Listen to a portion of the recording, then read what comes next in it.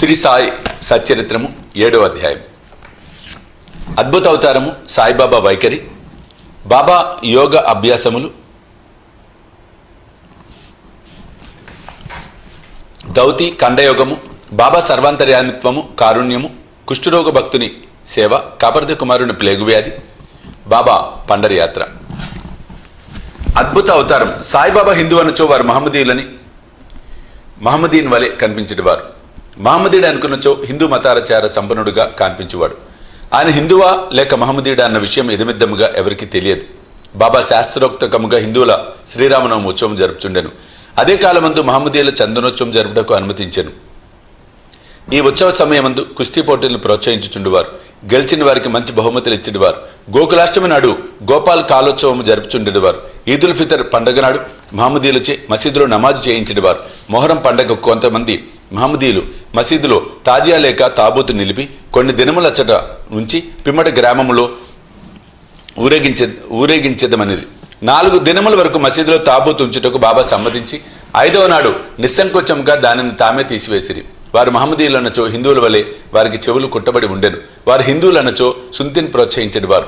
బాబా హిందువైనచో మసీదునందు ఏల ఉండును. మహమ్మదీయుడైనచో దునియను అగ్నిహోత్రం ఎలా వెలిగించేవారు. అదే కాక తిరుగలితో విసురుట,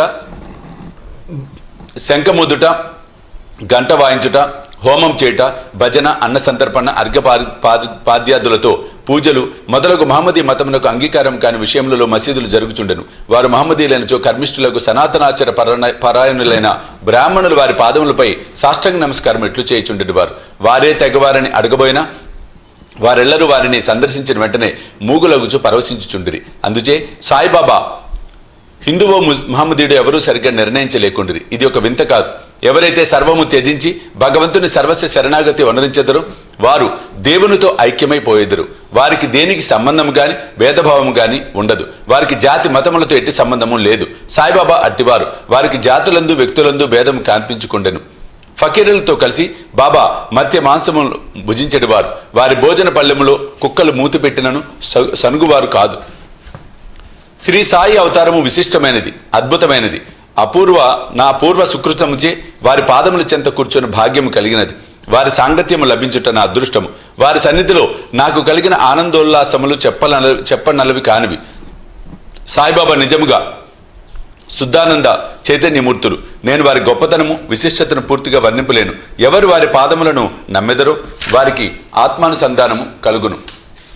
సన్యాసులు, సాధకులు, ముముక్షువులు తదితరులు అనేక మంది సాయిబాబా వద్దకు వచ్చేవారు. బాబా వారితో కలిసి నవ్వుచు సంభాషించుచు సంచరించుచున్నప్పటికీ వారి నాలికపై అల్లా మాలిక్ అను మాట ఎప్పుడు నాట్యమాడుచుండేది. వారికి వాద వివాదములు గాని చర్చలు గాని ఇష్టం లేదు. అప్పుడప్పుడు కోపం వహించినప్పటికీ వారెల్లప్పుడూ శాంతముగాను సంయమంతోనూ ఉండేవారు. ఎల్లప్పుడూ పరిపూర్ణ వేదాంత తత్వమును బోధించుచుండేవారు. ఆఖరి వరకు కూడా బాబా ఎవరికి తెలియనేలేదు. వారు ప్రభువులను భిక్షకులను ఒకే రీతిగా ఆదరించిరి. అందరి అంతరంగములందు గల రహస్యములని బాబా ఎరింగేవారు. బాబా ఆ రహస్యములను వెలుబుచ్చుగానే అందరూ ఆశ్చర్యమగ్నులగుచుండిరి. వారు సర్వజ్ఞులైనప్పటికీ ఏమీ తెలియని వాని వలె నటించుచుండిరి. సన్మానములు అన్నచో వారికి మాత్రము ఇష్టం లేదు. సాయిబాబా నైజం అట్టిది.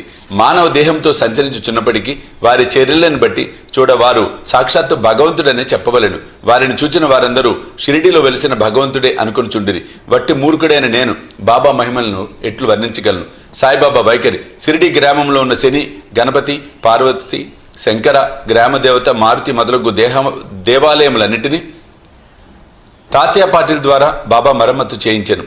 వారి దాన గుణము ఎన్నదగినది. దక్షిణ రూపకముగా వసూలైన పైకమంతయు ఒక్కొక్కరికి రోజు ఒక్కంటికి 50, 20, 15 చప్పున ఇచ్చవచ్చినట్లుగా పంచిపెట్టుచుండేవారు. బాబాను దర్శించిన మాత్రమున ప్రజలు శుభములను పొందేవారు. రోగులు ఆరోగ్యవంతులగుచుండిరి. దుర్మార్గులు సన్మార్గులుగా మార్చుండిరి.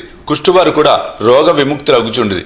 అనేకులకు కోరికలు నెరవేర్చుండెను. ఎటువంటి మందులు పసరులతో పని లేకుండానే గుడ్డివారికి దృష్టి వచ్చిచుండెను. కుంటివారికి కాళ్ళు వచ్చిచుండెను. అంతులేని బాబా గొప్పతనము సారమును ఎవరు కనుగొనుకుండిరి. వారి కీర్తి నలుమూలలా వ్యాపించెను. అన్ని దేశముల నుండి భక్తులు షిరిడీకి తండోపతండములుగా రాసాగిరి. బాబా ఎల్లప్పుడూ దునికెదురుగా ధ్యానమగ్నులై కూర్చునేవారు. ఒకప్పుడు మలమూత్ర విసర్జన కూడా అక్కడే చేసేవారు. ఒకప్పుడు స్నానం చేసేవారు, మరొకప్పుడు స్నానం లేకుండా ఉండేవారు. తొలి దినములలో బాబా తెల్లటి తలపాగా, శుభ్రమైన దోవతి, చొక్కా ధరించేవారు. మొదటి రోజులలో వారు వైద్యం చేసేవారు. గ్రామములలో రోగులను పరీక్షించి ఔషధములు ఇచ్చేవారు. వారి చేతితో ఇచ్చిన మందులు అద్భుతముగా పనిచేయుచుండేవి.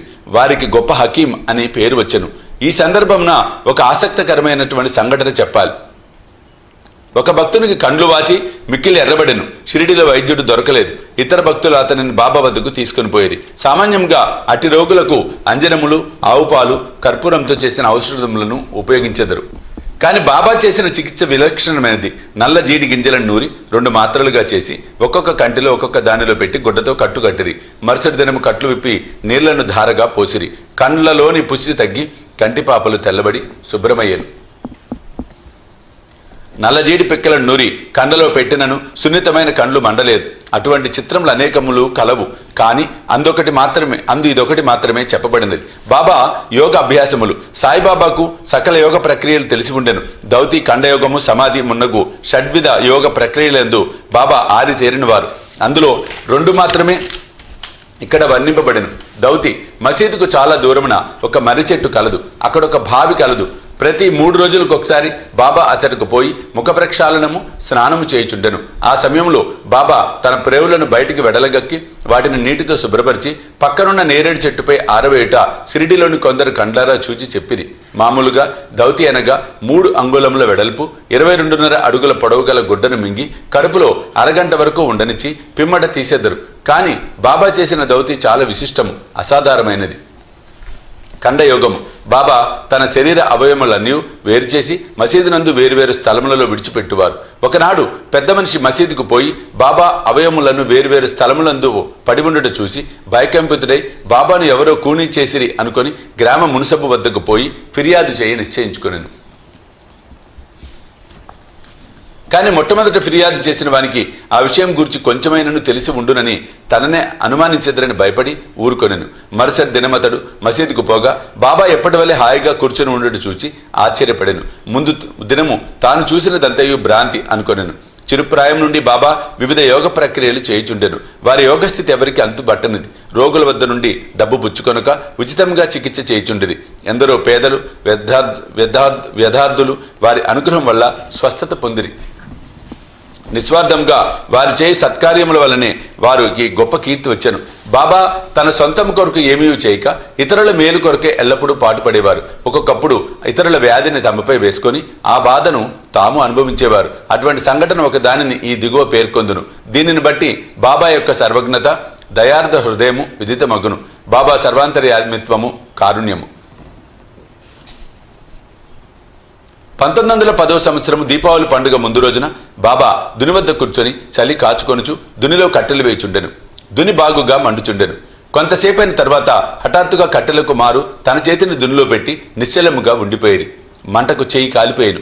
మాధవుడనే నౌకరును మాధవరావు దేశపాండేయు దీనిని చూసి వెంటనే బాబా వైపుకి పరుగిడిరి. మాధవరావు దేశపాండే బాబా నడుమును పట్టుకొని బలముగా వెనకకు లాగెను. దేవా, ఇట్లు చేసిద్రని బాబాని అడిగిరి. ఇట్లేలా చేసిద్రి అని బాబాని అడిగిరి. బాబా బాహ్య స్మృతి తెచ్చుకొని ఇక్కడకు చాలా దూరంలో ఒక కమ్మరి స్త్రీ తన బిడ్డను ఒడిలో ఉంచుకొని కొలిమిని ఊదుచుండెను.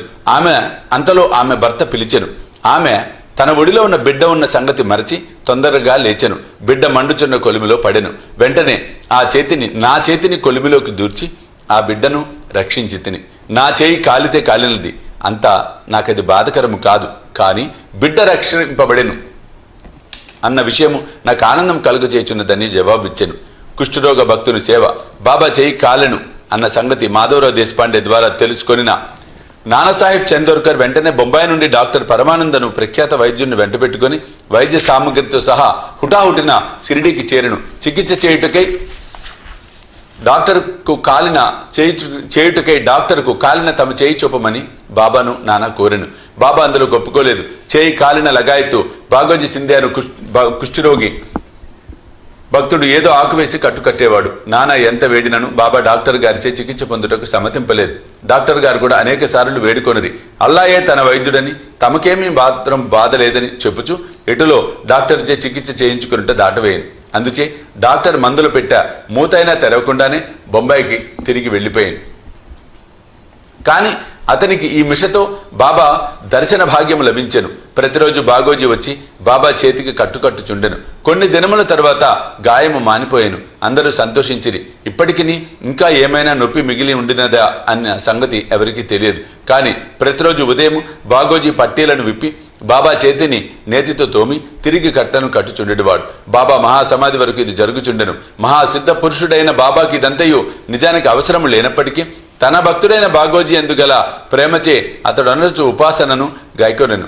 బాబా లెండికి పోవునప్పుడు బాగోజీ బాబా తలపై గొడుగు పట్టుకొని వెంట నడిచేవాడు. ప్రతిరోజు ఉదయం బాబా దుని వద్ద కూర్చోగానే బాగోజీ తన సేవా కార్యము మొదలెడేవాడు. బాగోజీ గత జన్మయందు చేసిన పాపము ఫలితంగా ఈ జన్మమున కుష్ఠ రోగముచే బాధపడుచుండెను. వాని వేళ్లు ఈడ్చుకొని పోయి ఉండెను. వాని శరీరం చీము కార్చు దుర్వాసన కొట్టుచుండెను. బాహ్యంనకు అతడెంత దురదృష్టవంతుని వలె కనిపించినప్పటికీ అతడు మిక్కిలి అదృష్టవంతుడు, సంతోషి. ఎందుకనగా అతడు బాబా సేవకులందరిలో మొదటివాడు. బాబా సహవాసము పూర్తిగా అనుభవించేవాడు. కాపర్దే కుమారుని ప్లేగు వ్యాధి. బాబా విచిత్ర లీలలలో ఇంకొక దానిని వర్ణించెదను. అమరావతి నివాసకు దాదాసాహెబ్ కాపర్దే భార్య తన చిన్న కొడుకుతో కలిసి షిరిడిలో కొన్ని దినములు ఉండెను. ఒకనాడు కాపర్దే కుమారునికి తీవ్ర జ్వరము వచ్చెను. అది ప్లేగు జ్వరం క్రింద మారెను. తల్లి మిక్కిలి భయపడెను. షిరిడి విడిచి అమరావతి పోవలననుకొని సాయంకాలం బాబా బూటివాడ వద్దకు వచ్చుచున్నప్పుడు వారిని సెలవు అడగబోయెను. గద్గద కంఠముతో తన చిన్న కొడుకు ప్లేగుతో పడి ఉన్నాడని బాబాకు చెప్పాను. బాబా ఆమెతో దయతో మృదువుగా ఇట్లనెను, ప్రస్తుతము ఆకాశము మబ్బు పట్టి ఉన్నది. కొద్దిసేపటిలో మబ్బులన్నీ చెదిరిపోయి ఆకాశము నిర్మలమగును అట్లనుచు బాబా కఫ్ని పైకెత్తి చంకలో కోడి గ్రుడ్లంత పరిమాణము గల 4 ప్లేగు పొక్కులను చూపుచు, నా భక్తుల కొరకు నేనెట్లు బాధపడదనో చూడుము, వారి కష్టములన్నీ నావే. ఈ మహాద్భుత లీలను చూచిన జనులకు మహాత్ములు తమ భక్తుల బాధలు తామెట్లు స్వీకరింతురు అను విషయం స్పష్టమైన. మహాత్ముల మనసు మైనము కన్నా మెత్తనిది, వెన్నవలే మృదువైనది. వారు భక్తులను ప్రత్యుత్కారమేమీ ఆశించక ప్రేమించెదరు. భక్తులనే తమ స్వజనులుగా భావించెదరు. బాబా పండరి ప్రయాణం. సాయిబాబా తన భక్తులను ఎట్లు ప్రేమించుచుండెనో, వారి కోరికలను అవసరములను ఎట్లు గ్రహించుచుండెనో అను కథను చెప్పి ఈ అధ్యాయము ముగించెదను. నానాసాహెబ్ చందోర్కర్ బాబాకు గొప్ప భక్తుడు. అతడు కాందేశ్లోని నందూర్ బారులో మామల్తదారుగా ఉండెను. అతనికి పండరిపురము బదిలీ అయ్యను. సాయిబాబా ఎందు అతనికి గల భక్తి అను ఫలము ఆనాటికి పండెను. పండరిపురమును భూలోక వైకుంఠం అనెదరు. అట్టి స్థలమునకు బదిలీ అగుడిచే అతడు గొప్ప ధన్యుడు. నానాసాహెబ్ వెంటనే పండరిపోయి ఉద్యోగంలో ప్రవేశించవలసి ఉండెను. షిరిడీలో ఎవరికి ఉత్తరం రాయక హుటాహుటిన పండరికి ప్రయాణమయ్యాను. ముందుగా షిరిడీ పోయి తన విఠోబాగు బాబాను దర్శించి ఆ తర్వాత పండరికి పోవాలని అనుకోనెను. నానాసాహెబ్ షిరిడీకి వచ్చే సంగతి ఎవరికీ తెలియదు. కానీ బాబా సర్వజ్ఞుడు అగుడచే గ్రహించెను. నానాసాహెబ్ నీమ్గాం చేరుసరికి షిరిడీలో మసీదులో కలకలము రేగెను. బాబా మసీదులో కూర్చొని మహల్సాపతి అప్పాసిందే కాశీరాములతో మాట్లాడుచుండెను. హఠాత్తుగా బాబా వారితో ఇట్లు అనెను, మన నలుగురము కలిసి భజన చేసేదము. పండరి ద్వారములు తెరిచినారు కనుక ఆనందముగా పాడెదము లెండు. అందరూ కలిసి పాడసాగిరి. ఆ పాట యొక్క భావము ఏమన్నా, నేను పండరి పోవలను, నేను అక్కడే ఉండవలను. ఎందుకనగా అదే నా ప్రభువు యొక్క ధామము. అట్లు బాబా పాడుచుండెను. భక్తులందరూ బాబాను అనుకరించిరి. కొద్దిసేపటికి నానాసాహెబ్ కుటుంబ సమేతంగా వచ్చి బాబా పాదములకు సాష్టాంగ నమస్కారం చేసి తనకు పండరీపురము బదిలీ అయినదనియు బాబా కూడా వారితో పండరీపురముకు వచ్చి అక్కడ ఉండవలసినదని వేడుకొనెను. అటులా బ్రతిమాలుటకు అవసరం లేకుండెను. ఏలన బాబా అప్పటికే పండరి పోవలను, అచ్చట ఉండవలను అన్న భావమును వెలిపించుచుండెనని తక్కిన భక్తులు చెప్పిరి. అది విని నానా మనసు కరిగి బాబా పాదములపై పడెను. బాబా యొక్క ఊది ప్రసాదమును ఆశీర్వాదమును అనుగ్రహను పొంది నానాసాహెబ్ పండరికి పోయెను. ఇట్టి బాబా లీలలకు అంతులేదు. 7వ అధ్యాయం సంపూర్ణం. సద్గురు శ్రీ సాయినాథ అర్పణమస్తు. శుభం భవతు.